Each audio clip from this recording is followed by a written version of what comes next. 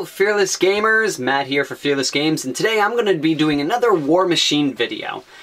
Since I know you guys really like the whole, us to do a little bit more Warmachine, and sadly again, I don't play Warmachine anymore. Maybe in the distant future, maybe I'll pick it back up again. There's been a whole lot of games that I've been trying to play and can't play them all at once, you know.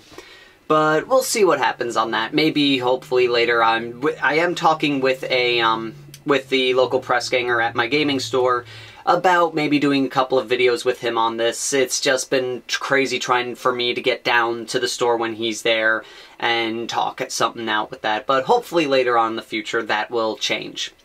So, again, we're going to be doing a little bit of a video similar to the last one I did, where I'm going to go over the different casters for Cygnar. Last time we talked about Crix, and now we're going to go into Cygnar, which is probably the last army I really know anything about, because they were the one I played second to my Crix. I primarily played Crix, but every so often I did play Cygnar.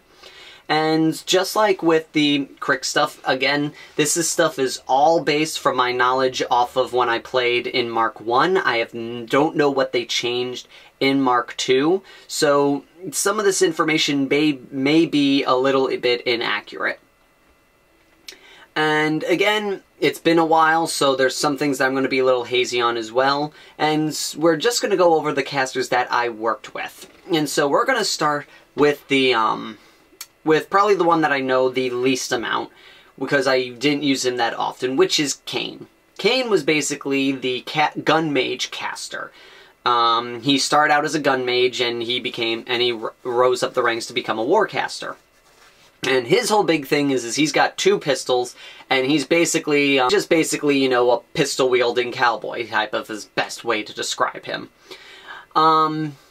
He was really good at long to mid-range combat. A lot of his spells were basically geared towards more long-range combat situations and getting him out of dodge.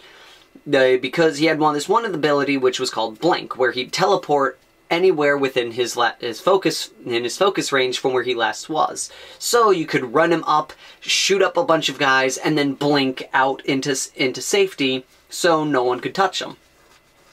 And it made it really annoying for a lot of people who were playing against him, because if they got everything down to Kane, then Kane would just take forever to kill because he'd kept blinking out of threat ranges.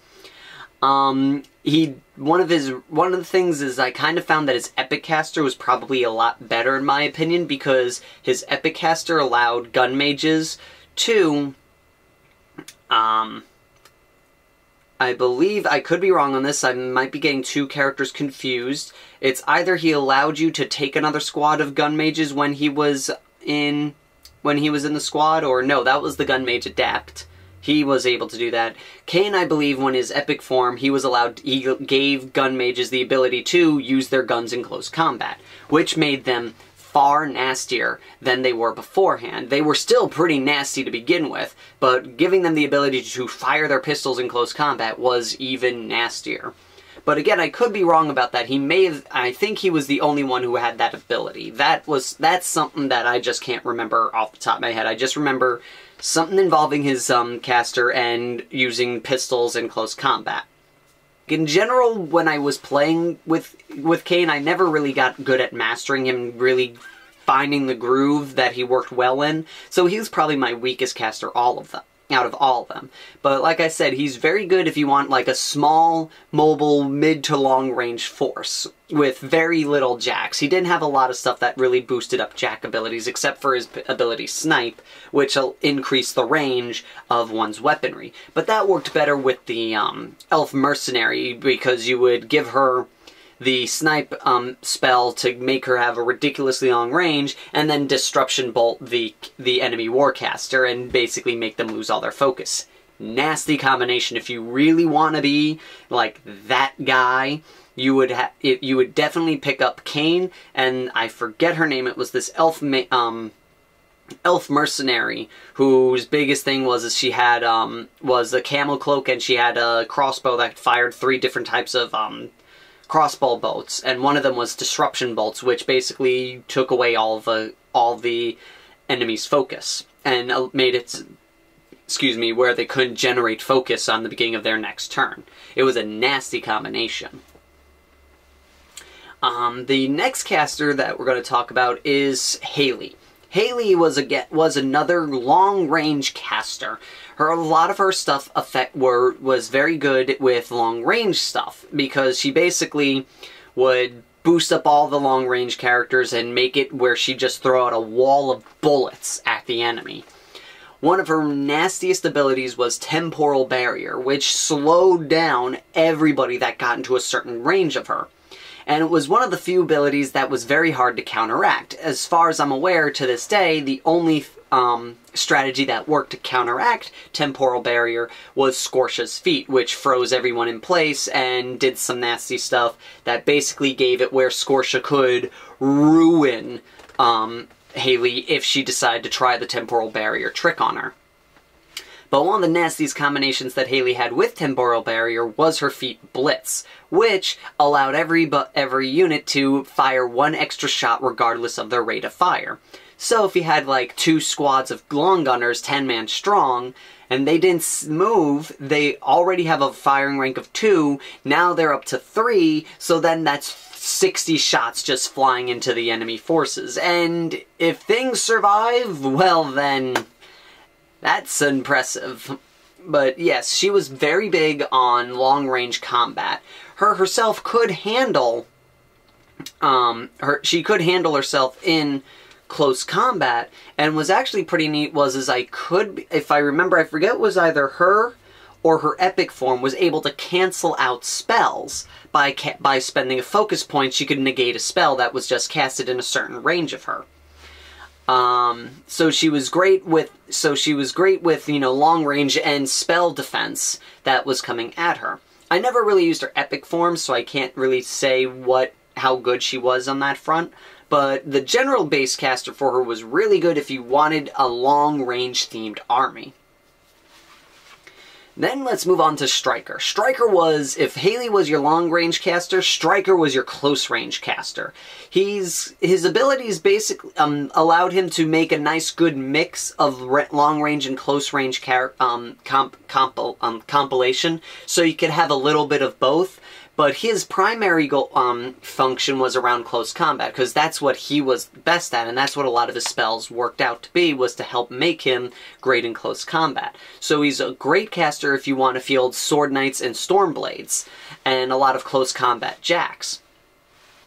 In his epic form, he got even nastier with that, because he was able to boost up his strength and get a lot of heavy hitting damage once he got into close combat. And he gave extra bonuses, I believe gave extra bonuses to Stormblades in his epic form. The only thing that was not so great about his epic form was he did take damage over time if he had a certain number of focus left over, because his armor was slowly hurting him as the game went on, because it was overpowering and overheating on him, because it was a prototype armor.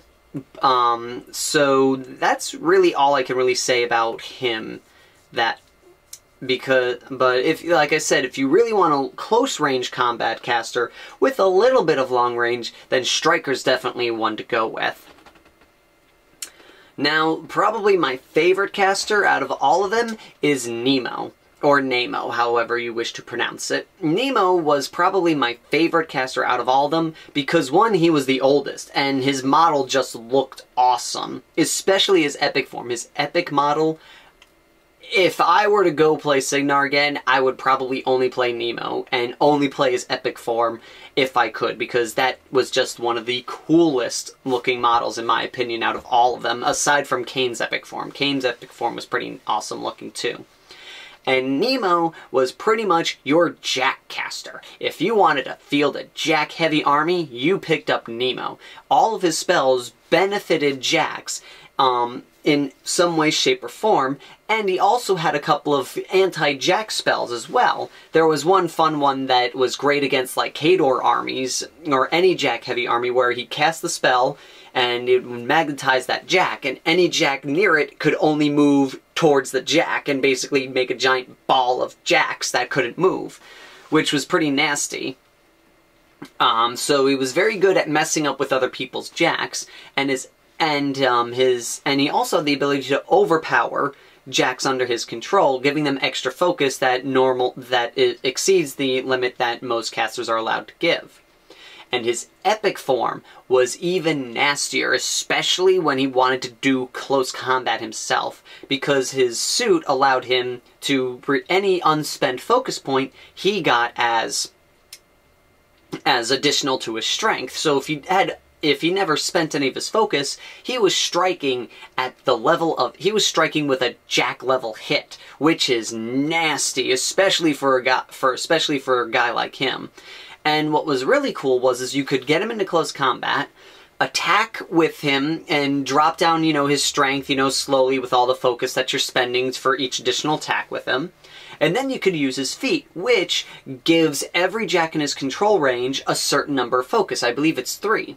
So he could then cast all that aside, and unlike other casters, he could take focus back. So he could give all of his jacks focus, take all that focus and put it back on him, and boost him back up to where he was before combat even started. Which then you can then proceed to either hit down on the units even more, or hold it and just basically run him up into the nastiest thing you can find, wail down on everything, and then boost up his shield defense so he can survive the next round of combat.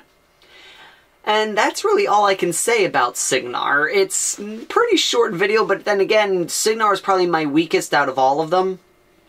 Out of the 2 armies that I played primarily. But that's pretty much all I can really say. So, just a quick overview of what we're going over is Cain is probably the best if you want mid to long range combat, with a heavy emphasis on gunplay with gun mages and such like that. You would need him, gun mages, gun mage adapt, that way you can just have a whole nasty field of gun mage death on the field. If you wanted to go more overall long range with jacks and units, you'd probably want to go with Haley, because she's probably going to be the best caster for that type of army composition. If you want to go more of like a mixed type of army, primarily focusing on close combat, but have a bit of range support for them, Striker's the way to go. And if you want to go all out jack heavy, Nemo's is the caster that you should be thinking about. And that's pretty much it. That's all I got to say. Thank you all for watching, and like I said, I'm going to try and see what I can do about getting more Warmachine videos up on here. I know we do talk about Warhammer 40,000 a lot. It's pretty much the game that we play, so I will see if I can get down to the game shop when the press ganger's there. We can probably work something out to make some sort of video happen for you guys. So, that is all right now. Until next time, Fearless Gamers, take care.